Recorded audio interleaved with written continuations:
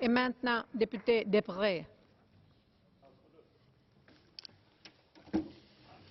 Madame la Présidente, Monsieur le Commissaire, chacun sait ici que l'accord entre l'Union européenne et la Turquie est la conséquence directe de l'incapacité des États membres à se mettre d'accord sur une politique d'asile responsable et solidaire.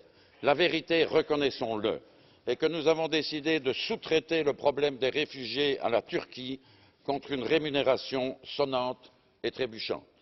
Et depuis le 20 mars, effectivement, la Turquie fait le boulot que nous avons été incapables de faire, ainsi qu'en témoigne la baisse considérable des réfugiés qui quittent aujourd'hui la Grèce pour la Turquie.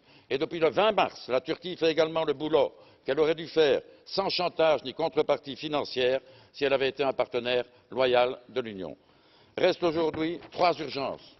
1. Les pays de la première ligne, la Grèce aujourd'hui, l'Italie demain, doivent être aidés à due concurrence de la charge qui pèse sur eux.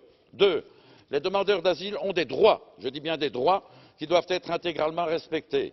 Non-refoulement, examen individuel, droit de recours, accueil respectueux de la dignité humaine. Et enfin, le dernier défi est de payer ce qui doit être convenu, mais à la condition que chaque partie respecte intégralement les engagements pris.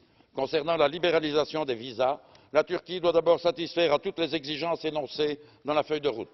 Et l'Union devra, pour sa part, veiller à ce que la suppression de l'obligation de visa n'entraîne pas de risques nouveaux en matière de sécurité et de migration illégale. Notre humanisme responsable ne peut pas se confondre avec un angélisme béat. Thanks. There is a blue card for you. Are you ready to answer, Mr. Deprez? There is a blue card for you. Okay, then Mr. Frunzulică.